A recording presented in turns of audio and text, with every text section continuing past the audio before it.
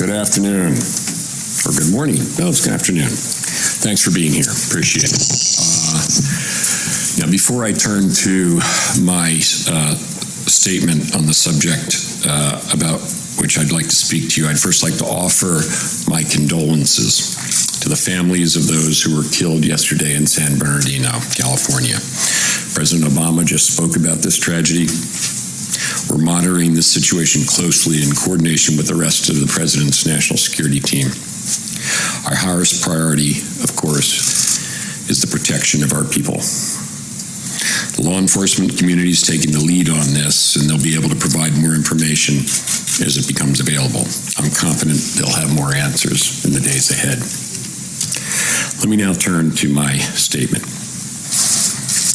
When I became Secretary of Defense, I made a commitment to building America's force of the future, the all-volunteer military that will defend our nation for generations to come. Like our outstanding force of today, our force of the future must continue to benefit from the best people America has to offer. In the 21st century, that requires drawing strength from the broadest possible pool of talent. This includes women, because they make up over 50% of the American population. To succeed in our mission of national defense, we cannot afford to cut ourselves off from half the country's talents and skills. We have to take full advantage of every individual who can meet our standards. The Defense Department has increasingly done this in recent decades. In 1975, for example, opening up the military service academies to women, and in 1993, allowing women to fly fighter jets and serve on combat ships at sea. About the same time, though, DoD also issued the Direct Ground Combat Definition and Assignment Rule, which still prohibited women from being assigned to units whose primary mission was engaging in direct ground combat.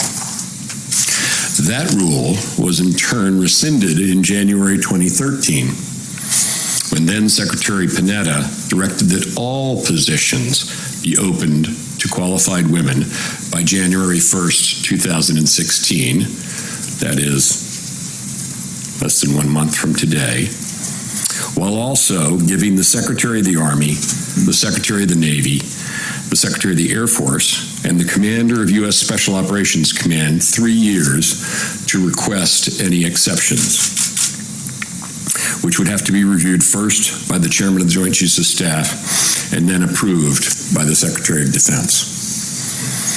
As many of you know, I was Deputy Secretary of Defense at the time. That decision reflected, among other things, the fact that by that time, the issue of women in combat per se was no longer a question. It was a reality, because women had seen combat throughout the wars in Iraq and Afghanistan, serving, fighting, and in some cases making the ultimate sacrifice alongside their fellow comrades in arms. We've made important strides over the last 3 years since then. We've seen women soldiers graduate from the Army's Ranger School. We have women serving on submarines, and we've opened up over 111,000 positions to women across the services. While that represents real progress, it also means that approximately 10% of positions in the military, that is nearly 220,000, currently remain closed to women, including infantry, armor, reconnaissance, and some special operations units.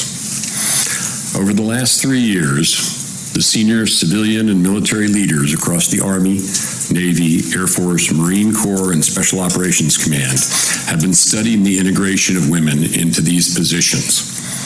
And last month, I received their recommendations, as well as the data, studies, and surveys on which they were based, regarding whether any of those remaining positions warrant a continued exemption from being opened to women. I reviewed these inputs carefully, and today I'm announcing my decision not to make continued exceptions. That is, to proceed with opening all these remaining occupations and positions to women. There will be no exceptions. This means that as long as they qualify and meet the standards, women will now be able to contribute to our mission in ways they could not before. They'll be allowed to drive tanks, fire mortars, and lead infantry soldiers into combat.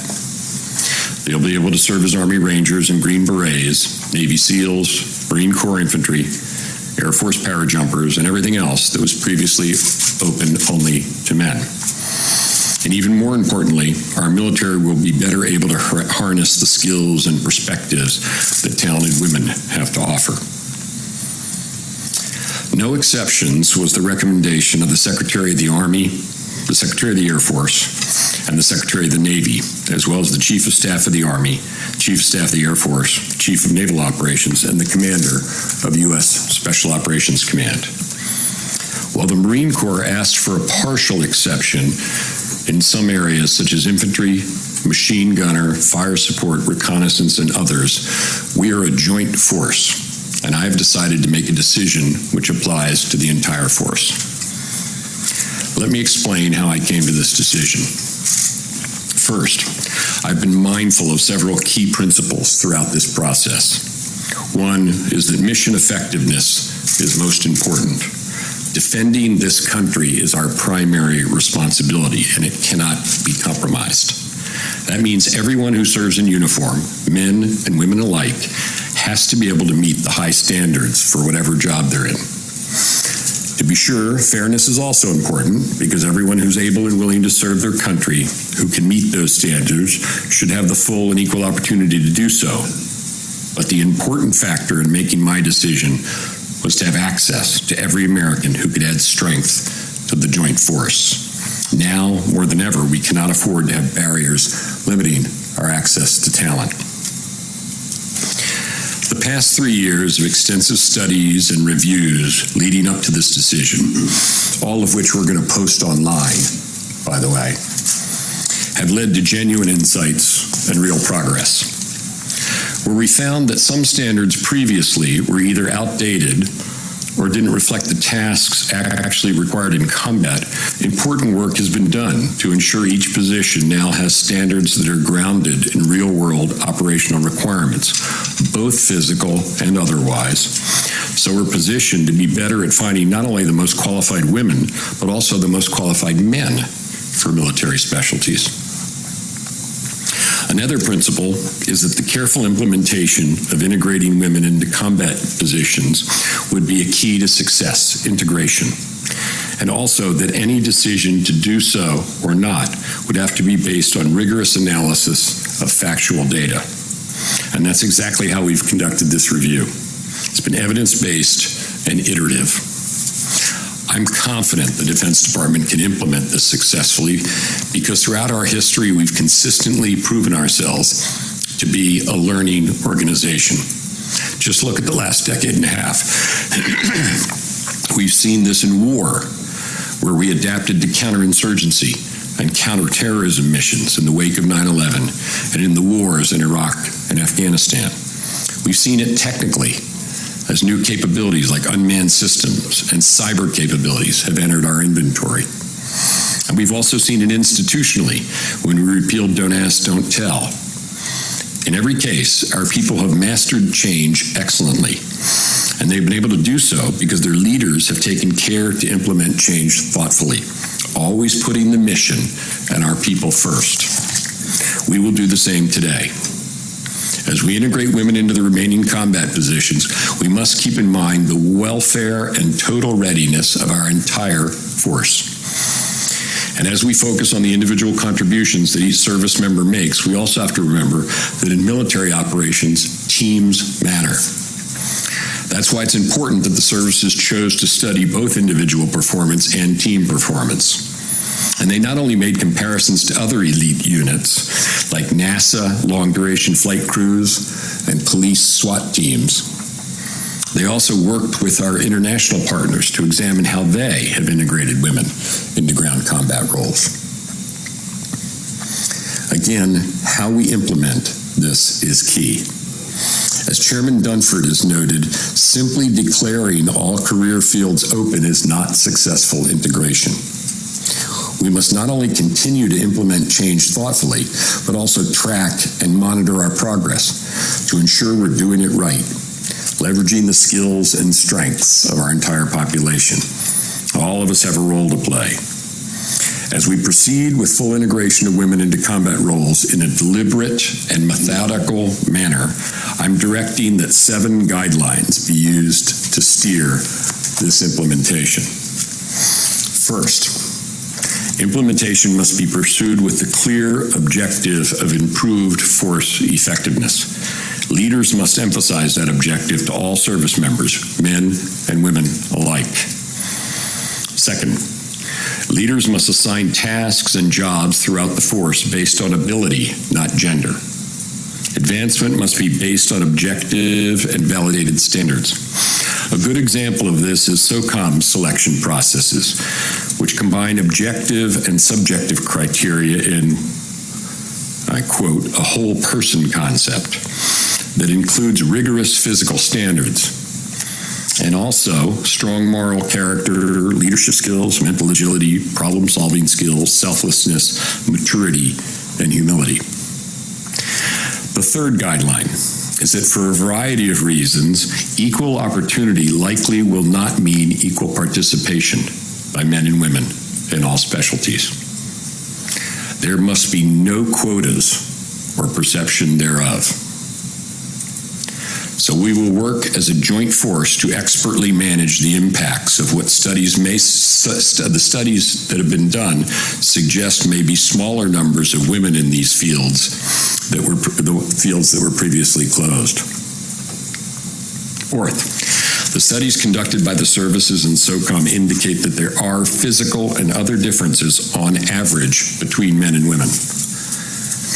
While this cannot be applied to every man or woman, it is real and must be taken into account in implementation. Thus far, we've only seen small numbers of women qualify to meet our high physical standards in some of our most physically demanding combat occupational specialties. And going forward, we shouldn't be surprised if these small numbers are also reflected in areas like recruitment, voluntary assignment, retention, and advancement in some of these specific specialties. Fifth, we will have to address the fact that some surveys suggest that some service members, both men and women, have a perception that integration would be pursued at the cost of combat effectiveness. Survey data also suggests that women service members emphatically do not want integration to be based on any considerations other than the ability to perform and combat effectiveness. In both cases, based on these surveys, leaders have to be clear that mission effectiveness comes first. And I'm confident that given the strength of our leaders throughout the ranks, over time, these concerns will no longer be an issue. Sixth, as I noted, both survey data and the judgment of the service's leadership strongly indicate that, particularly in the specialties that will be opened, the performance of small teams is important, even as individual performance is important. The seventh guideline has to do with international realities. While we know the United States is a nation committed to using our entire population to the fullest, as are some of our closest friends and allies, we also know that not all nations share this perspective. Our military has long dealt with this reality, notably over the last 15 years in Iraq and also Afghanistan, and will need to be prepared to do so going forward as it bears on the specialties that will be opened by this decision. With all these factors in mind, Chairman Dunford recommended that if we were to integrate women into combat positions, then implementation should be done in a combined manner by all the services working together. And I agree, and that will be my direction. Accordingly, I'm directing all the military services to proceed to open all military occupational specialties to women 30 days from today. That is, after a 30-day waiting period required by law, and to provide their updated implementation plans for integrating women into these positions by that date. Deputy Secretary of Defense Bob Work and Vice Chairman of the Joint Chiefs of Staff General Paul Selva will work with the services to oversee the short-term implementation of this decision, ensure there are no unintended consequences on the joint force, and periodically update me and Chairman Dunford. Before I conclude, it's important to keep all this in perspective. Implementation won't happen overnight. And while at the end of the day, this will make us a better and stronger force, there still will be problems to fix and challenges to overcome. We shouldn't diminish that. At the same time, we should also remember that the military has long prided itself on being a meritocracy, where those who serve are judged not based on who they are or where they come from, but rather what they have to offer to help defend this country. That's why we have the finest fighting force the world has ever known. And it's one other way we will strive to ensure that the force of the future remains so, long into the future. Today, we take another step toward that continued excellence. Thank you. Now I'll take your questions. Just one moment, Bob. Secretary, you mentioned that the Marine Corps had asked for a partial exception. The Marine Corps made a very vigorous and detailed case for keeping some combat positions open to men only. In what ways did you find their argument unpersuasive? I did review the Marine Corps data, surveys, studies, and also the recommendation of the Commandant of the Marine Corps at the time, of course, who was General Dunford, now our chairman, that certain Marine Corps specialties remain closed to women. I reviewed that information and I looked at it carefully. I also heard from other leaders of other services who had studied similar issues in their own force, the recommendations of the other service secretaries and service chiefs, and I came to a different conclusion in respect of those specialties in the Marine Corps. Where I strongly agreed with now Chairman Dunford is two very important points, and I noted them in here. The first is that the key here is going to be implementation. And I viewed the issues that were raised by all the services, by the way, in varying degrees, and obviously by the Marine Corps, that we needed to take those seriously and address them in implementation. And I believe that the issues raised, including by the Marine Corps, could be addressed successfully in implementation. And second, that there was great value in having a joint or combined approach to implementation. That's why I have decided to have no exceptions in any service and to have them all working together on implementation. You said, sorry, just a quick follow-up. You said you came to a different conclusion, obviously. I was asking, what about their argument you found lacking? Because I believe that we could, in implementation, address the issues that were raised. Secretary Barbara. Two things, sir. Since you opened up referencing San Bernardino, and you said that you're monitoring it closely, can you share with the American people and with troops your concerns? What are you monitoring? What concerns you about this incident? What's your assessment of the potential growing issue of seeing acts of potentially terrorist-inspired violence in this country? What does that raise for you? And on this issue that you're discussing here today, can you tell us why General Dunford's not here with you? Sure. Okay.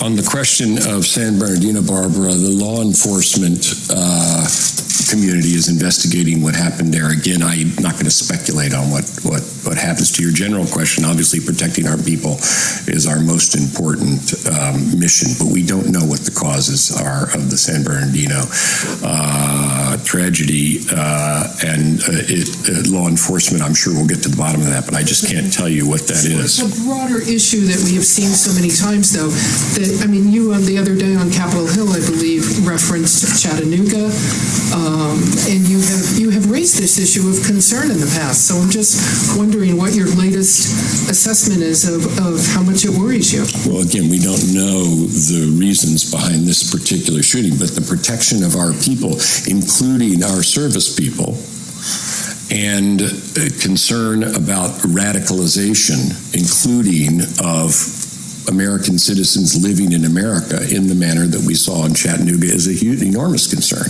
And yet another reason why ISIL needs to be fought and defeated in its heartland of Syria and Iraq, about which I've spoken a great deal, but it's a global campaign, including one that involves law enforcement, homeland security, intelligence, and other elements right here at home. That is the world that we are in, and we need to protect our people in that world.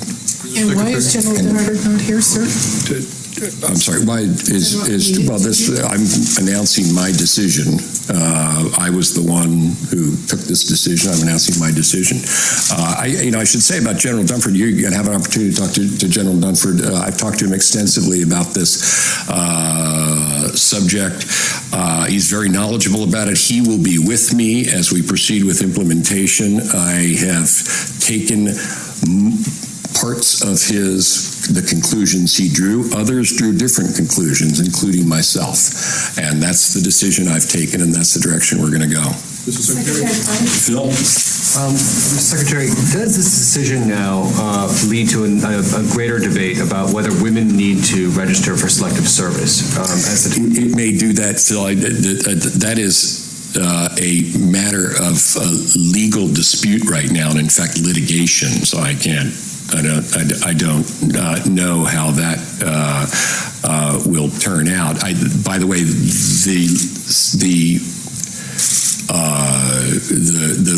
that legal determination won't affect what I announced today. That is our timetable for the implementation of the decisions I've announced today. But it is an issue that's out there. Unfortunately, it's subject to litigation. Jennifer? Secretary Carter, the 3 women who made it through the Ranger School, will they now be welcomed into the Ranger Regiment? Will they become a part of the regiment because they weren't until now? Those positions will now be available to women. Once again, just to remind you, people have to qualify for positions. Positions have to be open, and so forth. So there's a lot that goes into it, but those positions will now be open to them, yes. And secondly, can we assume that you found the Marine Corps study, which concluded that mixed gender units aren't as capable as male units, to be flawed? It's just not definitive, not determinative. There are other issues other than those studies. Those studies are reflective of something I spoke of, which is teams do matter, and we need to take that into account. And at the same time, the individual's capabilities and the capabilities of the individual to contribute are extremely important. On average, and I said this very directly, men and women will have different physical capabilities. The data show that clearly. Now, that's on average. So there will be women who can meet the physical requirements of these specialties, even as there are men who cannot meet those requirements. And so averages tell you something about the need to pay attention to numbers, team dynamics, and so forth, but they do not determine whether an individual is qualified to participate in a given unit. Mr. Secretary? Let me just see. Tom, yeah, please. Yeah, the general that led this Marine Corps study said in a memo to then Commandant Joe Dunford that opening up ground combat jobs would increase the risk, meaning more casualties for Marines. I wonder what you think about that, or is that statement overblown? And also, I understand what General Dunford's concerns was, since women in the experimental unit suffered more injuries than men, that he was concerned that you would lose some hard-charging women Marines. I wonder what you think about that. Yeah, both of those. First of all, to the first point, combat effectiveness is the critical criterion in implementation. So the issue that your first quote dealt with is something that must be dealt with, and I believe can be dealt with in implementation. So it needs to be taken into account. It's a serious issue. Combat effectiveness is why we're here. With respect to, I'm sorry, your second point, Tom, was? Well, the concern was that some of the women in the experimental battalion that they put through the training. Yeah, no. The concern is that you would lose some hard-charging women Marines due to injury. Yes, there are a number of studies that indicated that. Again, that's something that doesn't suggest to me that women shouldn't be admitted to those specialties if they're qualified, but it's something that's going to need to be taken into account in implementation. So these are real phenomena that affect gender and that are rather affected by gender and need to be taken into account in implementation. The Marine Corps has concluded that it would harm combat effectiveness, and that's something that Secretary Panetta mentioned when he combat effectiveness is the critical criterion, and this change will be implemented, and I am confident can be implemented in a way that will enhance combat effectiveness, not detract from combat effectiveness. Mick? Mr. Secretary, the women's desire to enter combat roles or missions be entirely voluntary, or will there be a time to where they could, like many of their male counterparts, be required to go into combat missions? Absolutely. If you're a service member, you have some choices, but you don't have absolute choice. People are assigned to missions, tasks, and functions according to need as well as their capabilities, and women will be subject to the same standards and rules that men will. So are you concerned, as you alluded to in your opening remarks, that could actually cause women not to want to enlist in the military? If they thought there was a possibility they would be required to go into a combat role? Well, I presume there are people in general, men and women, who don't join the military because they don't want to live by the military's rules and standards. But they don't join. It's an all-volunteer force. But if you do decide to join, you're subject to our rules and standards, period. Jamie. Mr. Secretary, I want to get back to the absence of General Dunford, because given that he was the only service chief that asked for an exemption of all of them, and given that he's now the senior military advisor, wouldn't it be important for him to be here and to send the message that the U.S. military is ready to salute smartly and carry out your orders? Because his absence may be sending an unintended message that he's not fully on board with your decision. General Dunford and I have discussed this many, many times. I just met with him and the other chiefs and service secretaries today, and he will be a full part of implementation. And as I said, I came to a different judgment about a part of the conclusions of the studies that were conducted by the Marine Corps when he was commandant, but agreed with the great bulk of them, and they will be reflected in implementation. The issues that were raised by those studies, I believe, can be addressed in implementation and will be. That's my judgment, and he understands that's my judgment, and he will be at my side as we do the implementation. That's the idea. On board with your decision? We'll have to speak to him about that, but he understands what my decision is, and my decision is my decision, and we will implement it accordingly. Let me see. Gordon. Where's Gordon? Hi, Gordon. Hi.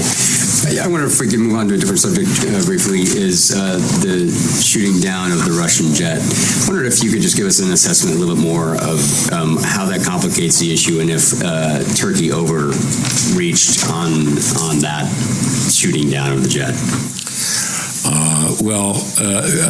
First of all, we've said repeatedly, the president said the Turks are entitled to defend their own airspace. We have urged both sides not to allow this to lead to further escalation. It has not had any effect on our prosecution of our own air campaign. We, as you know, have a memorandum of understanding with the Russian military, which is being adhered to and which is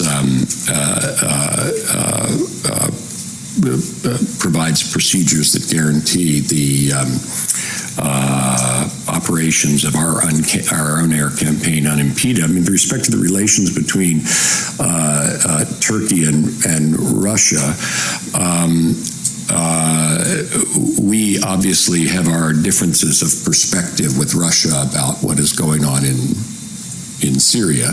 That doesn't translate in our judgment into any desire to see a conflict of any kind between Russia and Syria. And Turkey, for its part, is a member of our coalition. And they're working with us in some regards. Obviously, we'd like them, like many other members of the coalition, to do more in Syria and Iraq against ISIL. Quick follow-up on that is, what do you think it would take? Obviously, the U.S. is pressing Turkey to do more in different levels, particularly, though, this cordon of forces along a stretch of the border to help eliminate the flow of foreign fighters. What do you think it will take for Turkey to kind of agree to do that and move forward? Well, I don't know. I mean, in my view, they have ample evidence of ISIL's the danger ISIL poses to their own people in their own country. We also understand the other dangers they face, but they need to join in the fight against ISIL. I think there is more that they could do. It involves their military, it involves their intelligence services, it involves their border and homeland security forces. So we would like to see Turkey do more. It's essential. Tony? I want to tie together the fight against ISIL with your decision today. The fact that SOCOM did not press for any exemptions, does that in theory mean that women over the next year could become part of the specialized counterterrorism commando units that you want to accelerate in the fight against ISIL, like the specialized targeting expeditionary task force you announced the other day? That is reflected in my decision. It was, as you said, also reflected in the recommendation of the commander of the Special Operations Command, and I saw it the same way, and therefore my decision is the same as the decision of General Votel, or the recommendation of General Votel in this case. And as far as the time scale goes, Tony, I mean, remember that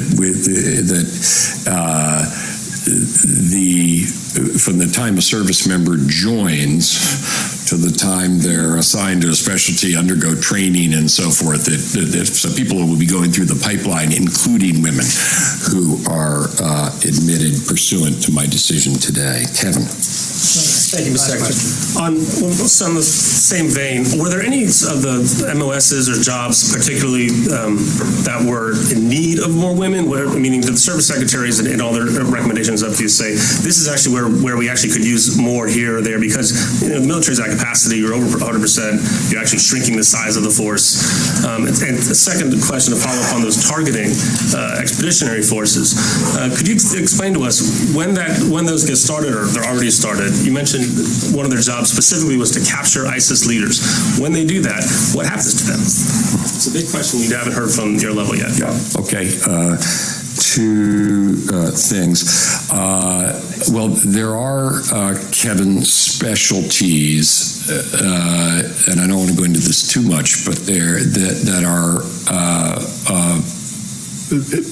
designed specifically for women. These are women who are part of female engagement teams and so forth, in places where it is sensitive for an American male service member to interact with local females.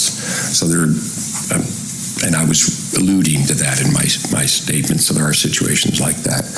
I suppose it's also fair to say that this is a statistical thing, doesn't apply to individuals, but there are specialties in which women have historically excelled, and you have to be careful about that, because that's sometimes a matter of where they felt they could advance rather than anything else. But so women are represented differently across specialties that have long been open, and that's why I think that we really need to focus on standards as we go into implementation, and we're going to learn a lot, and we already have learned, and the service studies and surveys suggest this,